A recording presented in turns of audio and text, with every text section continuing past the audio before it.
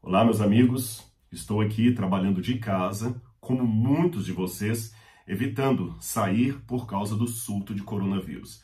Aqui, o centro universitário onde eu dou aula não está tendo aulas não tem aulas presenciais, as escolas públicas também não têm aulas presenciais, muitas igrejas estão fechando as portas na hora do culto, várias medidas estão sendo tomadas. E eu resolvi publicar um novo vídeo extraordinário essa semana para falar do coronavírus. Mas alguém pode perguntar, por que mais um vídeo? Você acabou de publicar um outro essa semana e, aliás, eu introduzi esse outro vídeo dizendo que eu relutei muito a dar uma opinião sobre o coronavírus, porque, como há muitas pessoas falando sobre o assunto, eu temi ser apenas mais um caindo na rede da sistematização do óbvio. Porém, após publicar aquele vídeo e ver quantas pessoas o assistiram, eu resolvi publicar um outro hoje. Por quê? Por causa de um artigo que eu recebi. Você sabe que nós que trabalhamos no mundo acadêmico não podemos nos dar ao luxo de ficar presos apenas a ler coisas da nossa área.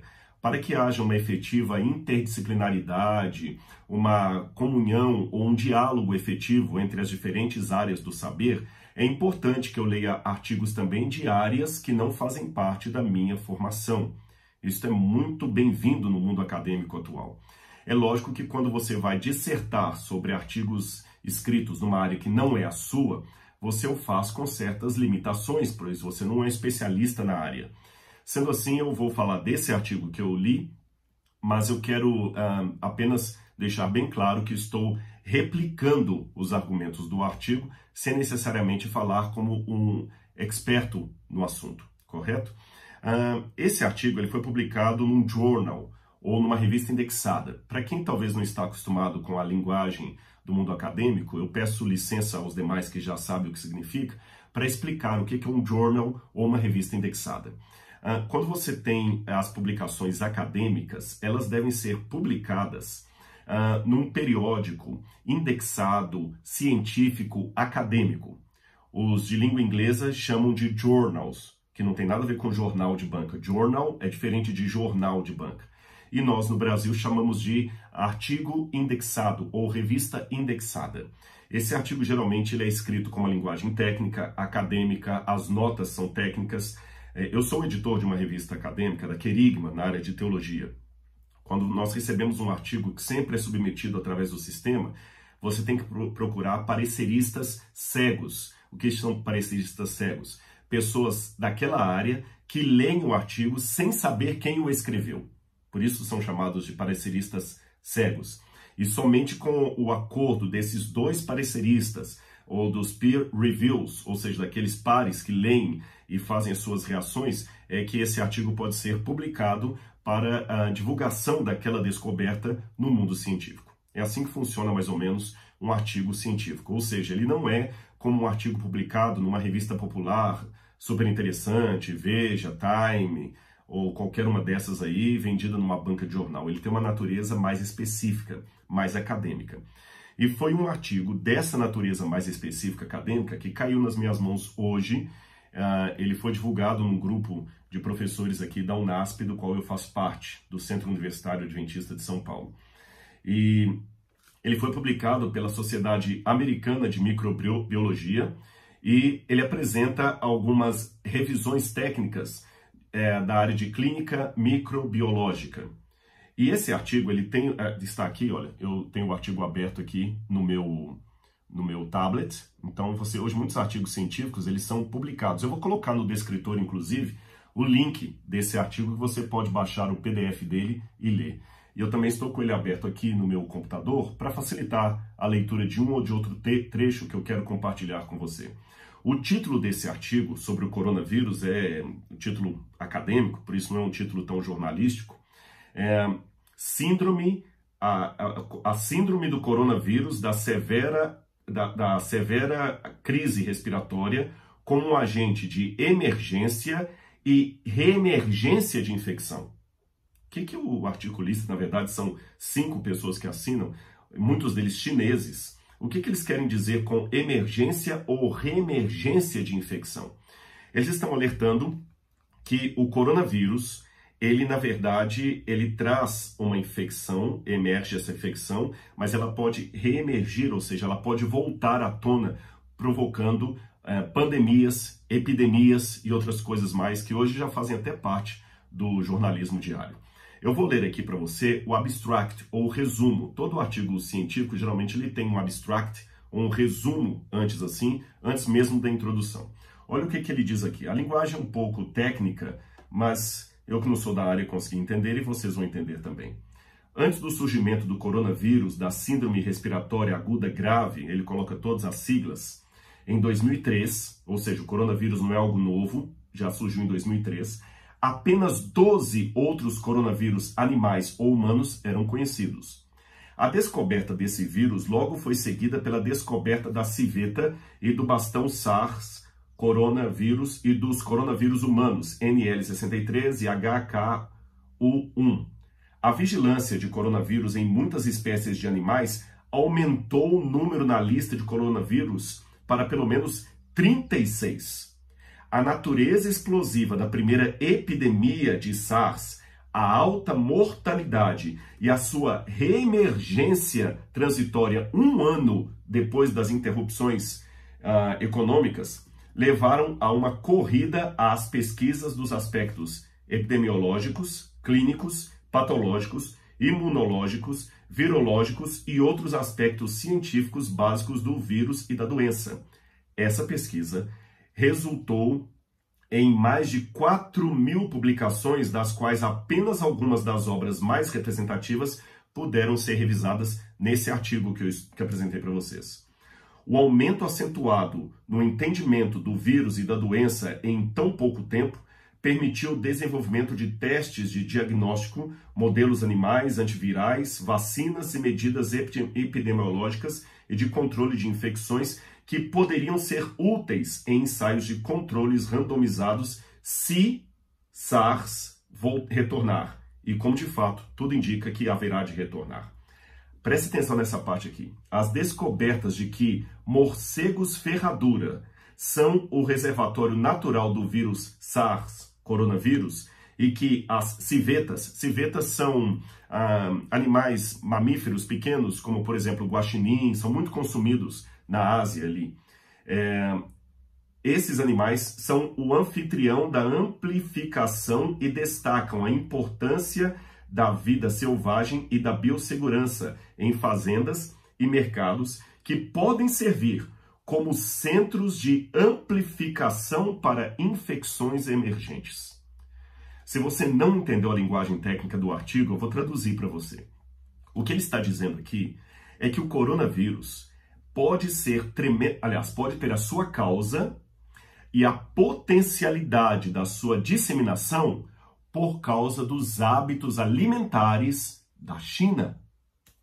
E antes que você pense, se houver algum descendente de chinês assistindo o meu vídeo aqui, antes que você pense que eu quero fazer aqui uma caça às bruxas, vamos agora acabar com os chineses, não. O meu ponto é outro.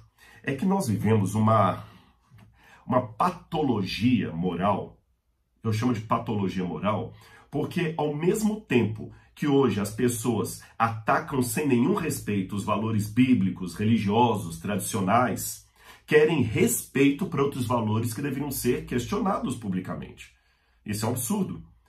Por exemplo, se alguém é chamado pelo governo para ocupar um cargo de presidência do órgão que controla as bolsas de estudo, e esse homem é cristão, criacionista, vários órgãos de imprensa, vários professores levantaram sua bandeira. Isso é uma ameaça para a ciência, colocar um criacionista religioso conservador num órgão tão importante como o da CAPES. Mas, curioso, será que se colocar um ateu contrário à Bíblia como presidente, aí tudo bem, ele vai ser isento? Perceberam a bipolaridade da coisa? Parece que assim, se a pessoa for religiosa, conservadora e acreditar na Bíblia, ele é um perigo, ele é anticientífico. Mas se ele for ateu, debochar da Bíblia e achar que religião é tudo bobeira e criar um ateísmo metodológico na sala dele, não, então esse homem é isento, ele faz ciência correta, esse pode ser o presidente e diretor da CAPES ou de qualquer outro órgão do governo. Você percebeu? E você pode estar perguntando, mas o que tem esse exemplo que você está dando a ver com a questão do coronavírus? É que se hoje nós falarmos que, pelas bases bíblicas, está errado comer tudo que se come na China, que pelas bases bíblicas está errado permitir que os índios continuem tendo algumas práticas que eles têm, haverá de surgir muitos antropólogos e sociólogos dizendo, esses crentes missionários querendo mudar a cultura indígena, não respeitando a antropologia dos índios, querendo colocar Bíblia nos índios, querendo colocar agora Bíblia na cultura da China. Devemos respeitar a cultura dos chineses. Se os chineses comem cachorro, comem vaca, comem qualquer coisa que eles quiserem, comem rato, deixe-os comer. Curioso, né? Com exceção do grupo dos veganos, que apregoam com força aí um vegetarianismo pela proteção dos animais, há um outro grupo que acha que a gente tem que respeitar a cultura alheia. Se eu chegar hoje para um chinês e falar que ele não deveria comer carne de porco, porque a Bíblia apresenta que isso é errado, não, você tem que respeitar a cultura do chinês. E a gente passa vistas grossas sobre muitas práticas da nossa sociedade que deveriam ser combatidas e questionadas com base numa visão mais conservadora de vida e de sociedade, e nós não fazemos isso. Aí vem um artigo científico e mostra que o coronavírus pode e tem influência direta naquilo que os chineses estão consumindo, comercializando e espalhando pelo mundo. Eu vou ler mais um pedaço do artigo aqui na página 683, para você ver que eu não estou exagerando no que eles dizem. Olha a parte do que dizem aqui. Olha como é que o artigo coloca como alerta. Os coronavírus estão bem conhecidos por sofrer recombinação genética, o que pode levar a novos genótipos e surtos, ou seja, o vírus vai se modificando geneticamente. A presença de um grande reservatório de vírus do tipo SARS, coronavírus, em morcegos ferradura, juntamente com a cultura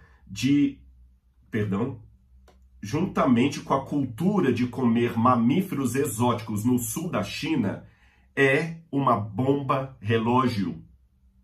A possibilidade do ressurgimento do coronavírus e de outros vírus de animais ou de laboratórios e, portanto, a necessidade de uma preparação eficaz para isso é algo que não deve ser negligenciado ou ignorado.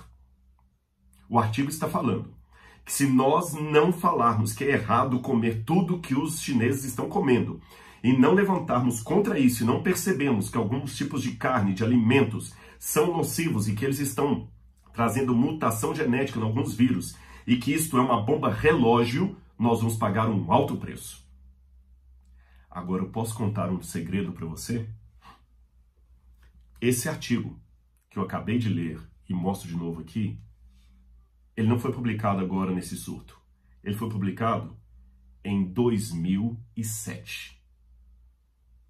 Em 2007, já havia um artigo falando que se nós não levantássemos contra alguns hábitos de alimentação do sul da China, isto viraria uma pandemia, e uma epidemia e depois uma pandemia. Palavras que agora você conhece o significado porque estão aí nos jornais. Isto foi publicado em 2007. E o que as mídias fizeram? Nada. O que os cientistas, assim, de maneira mais popular, que escrevem para periódicos, falaram? Nada. O que as indústrias de alimentos falaram? Nada. Eu titubeei a falar de cientistas aqui, porque houve, a bem da verdade, alguns que tentaram alertar aqui, como esses que assinaram, inclusive vários deles chineses. Mas eu digo assim, a grande massa do mundo acadêmico não falou nada. Pelo contrário, eu vejo de novo nessa patologia moral, como eu expressei ao falar da sociedade moderna, às vezes um professor ridicularizando a Bíblia e gravando um vídeo com um baita de um charuto na boca. E falando, não, esse livro não é científico, não é para levar a Bíblia a sério. A Bíblia não é um livro que foi escrito com princípios científicos. E fumando um baita de um charuto aqui, primeiro que eu não sei o que é que o charuto ajuda num vídeo como esse. E segundo, que 99,9% dos artigos indexados, publicados sobre cânceres de pulmão e tudo mais, atribui uma relação tremenda, vetorial, entre a causa do hábito de fumar e aquilo ali. A poluição que o cigarro causa, como que o cigarro faz mal para a saúde. E agora, não só contentes em falar que a Bíblia é anticientífico e fumar, então fumar é científico? A pergunta que eu faço para alguns ateus que acusam a Bíblia de ser um livro pré-científico é científico o seu hábito de fumar? O seu hábito de fumar está corroborado pelas últimas publicações indexadas da ciência que você tão enaltece contra a Bíblia que você tanto despreza? O seu hábito de fumar maconha e incentivar os seus alunos a fumarem maconha e querer brigar com o governo para deixar a maconha liberada, o hábito de fumar maconha está corroborado pelos artigos científicos? E não me venha com aquela ideia, não, mas a cannabis ela tem uma função medicinal. Não é disso que eu estou falando. Não estou falando da cannabis como função medicinal. Eu estou falando fumar maconha como vício. Não estou falando de usar cannabis como fim medicinal. Estou falando de fumar maconha como vício, ficar doidão. Tá certo? É isso que eu estou falando. Liberar drogas. Esses hábitos que você tem perante os seus alunos, ao momento que você ridiculariza tanto a Bíblia por ser anticientífica ou pré-científica, esses seus hábitos de vida estão corroborados pelos artigos científicos? O seu hábito de beber sempre com seus alunos uma chopada depois da aula está corroborado pelo que a ciência tem dito a respeito dos malefícios que o álcool traz ao seu organismo? Então, por favor, não venha com essa patologia ridícula de criticar a Bíblia como sendo um livro não científico e, ao mesmo tempo, ter hábitos tão medievais como beber, fumar e incentivar o uso de drogas. Isso, para mim, é pré-científico. Isto é medieval. Isto é quase neolítico. Agora, curioso que o livro que muita gente chama de pré-científico já tinha alertado aos judeus a evitarem alguns alimentos, alguns comportamentos. Existe um debate muito grande até que ponto as leis kashrut são o nome que se dá em hebraico para as leis alimentares dos judeus e os hábitos alimentares.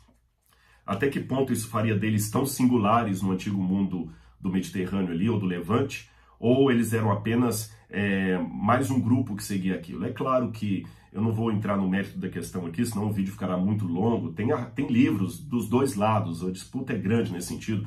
Tem um livro, por exemplo, de MacDonald, o que os israelitas comiam. MacDonald ele é professor da Universidade de St. Andrews, e ele até desdenha que a Bíblia não é tudo aquilo em termos de alimentação, mas ao mesmo tempo você tem um outro livro publicado pela Universidade de Cambridge, de Hasenblum, onde ele fala da singularidade dos judeus em muitos hábitos alimentares que eles tinham. Eu sei que, por um lado, nós encontramos resquícios que os egípcios também evitavam comer a carne de porco, tinham a prática da circuncisão, mas ainda que seja assim, ainda que exista uma correspondência entre alguns hábitos israelitas, melhor dizendo, e os povos em redor, ainda assim nós temos algumas singularidades no povo hebreu que nós não encontramos em outros povos. Por exemplo, as leis de saúde, como estão reveladas na Bíblia, elas parecem ser algo vindo diretamente de Deus, e nós não temos, pelo menos, nenhuma outra menção da Bíblia de um povo, perdão, nós não temos nenhuma outra menção fora da Bíblia, de um povo que sistematizou tão detalhadamente leis de saúde, colocando a autoridade divina sobre aquilo. Isso nós não temos parâmetro na antiguidade, não temos. Os hebreus tinham. E eu fico me perguntando, quando eu leio, depois eu convido você, leia Levítico 11, quando fala sobre as leis de saúde, os animais que eles deveriam comer ou não comer, lá fala, não coma o morcego, não coma o réptil. E agora vem a ciência e fala que o morcego é causador do vírus, do coronavírus, porque está mutado e que realmente é uma carne que não deveríamos comer. Os répteis, nós temos artigos científicos falando como é que os répteis são os maiores propagadores de salmonela. O pessoal fala muito do ovo, mas os répteis. E como Deus, parece que antecedendo muitos artigos indexados, falou com os hebreus, olha, não comam a carne do porco, não comam o peixe que não tem escama, não coma isso, não coma aquilo. E eu fico perguntando de onde os hebreus tirariam aquele conhecimento de leis de saúde. Eles não eram um povo tão avançado em termos de literatura, templos, como eram os gregos, os romanos, os babilônios. Jerusalém é uma cidade muito pequena em termos arquitetônicos, se comparada à Babilônia, ou a Persépolis, ou a Corchabad. Mesmo na época do Novo Testamento, Jerusalém era muito pequena se comparada a Atenas ou Roma. De onde então os hebreus tiraram? Método científico? Não, eles nem conheciam método científico. Experiência, tentativa e erro, laboratório? Não. Eles dizem de onde? De Deus. Eu quero ler para você aqui Deuteronômio capítulo 10, versículos 3 e 4. Moisés descrevendo de onde ele tirou aquelas leis que ele escreveu para o povo. Assim fiz uma arca coberta de madeira de acácia. Cortei 2 tábuas de pedra, como as primeiras, e subi ao monte com 2 tábuas na mão. Então o Senhor escreveu nas tábuas, segundo a primeira escritura, os 10 mandamentos que ele havia falado a vocês no dia da congregação no monte, no meio do fogo. Depois, o Senhor entregou as tábuas para mim. Então me virei e desci do monte e pus as tábuas na arca que eu havia feito. Ali estão, como o Senhor me ordenou. E junto dessas tábuas, ele colocou também do lado de fora as leis que ele havia escrito mosaicas, que incluem as leis cerimoniais, que incluem as leis de saúde. E então? Curioso que Moisés, um homem que não tinha o conhecimento de coronavírus nem nada, já falava naquele tempo, segundo ele, orientado por Deus, que morcego não deveria ser comido. Agora, eu pergunto, você que acredita que a Bíblia é um livro pré-científico e, portanto, não merece a nossa atenção como acadêmicos. Será que não? Se nós aplicássemos para a China as leis de Levítico 11, talvez você não estaria preso na sua casa agora assistindo esse vídeo, estaria trabalhando normalmente. Talvez muitos dos cânceres que estamos lutando contra eles nem existiriam. Talvez muitos hospitais estariam vazios e o governo não estaria precisando abrir novos leitos, porque muitas das doenças são frutos apenas de hábitos de vida não saudáveis.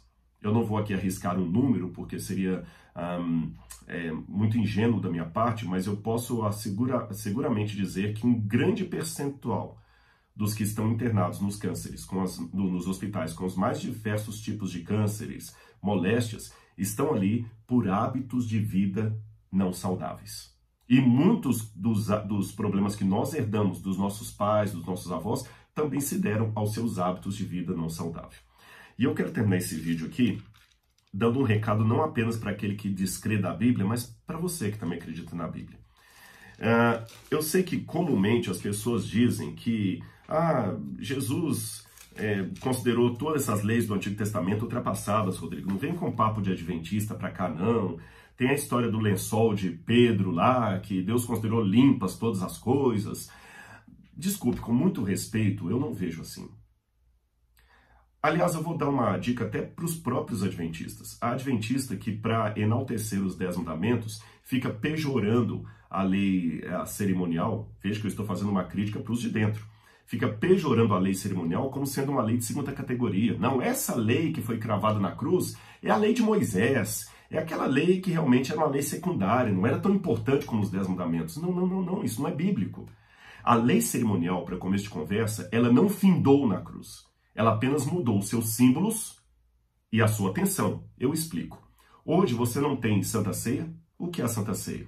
Uma lei cerimonial. Você não tem o batismo? O que é o batismo? Uma lei cerimonial. Ou seja, nós também temos leis cerimoniais depois da cruz. Então a lei cerimonial não acabou.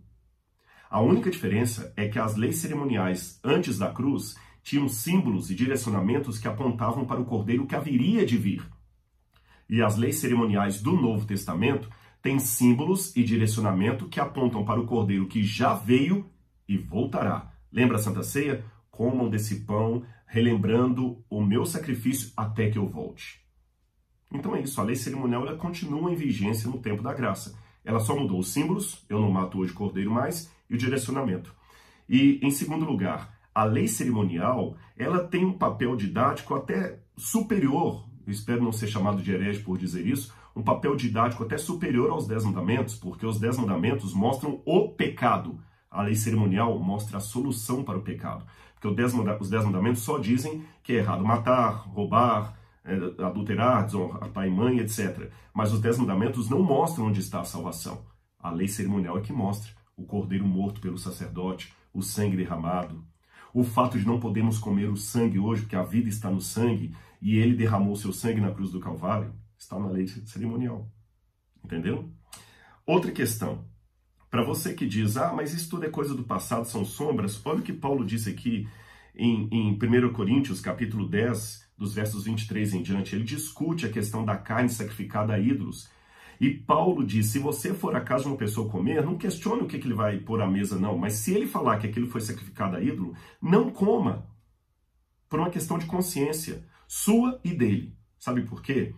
Porque, isso depois você pode ler na sua Bíblia, está aqui, porque se você come sabendo que aquilo é algo sacrificado a um ídolo, aquela pessoa não vai entender a sua fidelidade a Deus. Em outras palavras, o que Paulo quis dizer é o seguinte: os de fora conseguem até respeitar a minha diferença religiosa, mas eles não conseguem entender a minha incoerência religiosa. E aí o próprio Paulo fala, olha como é que ele termina isso aqui.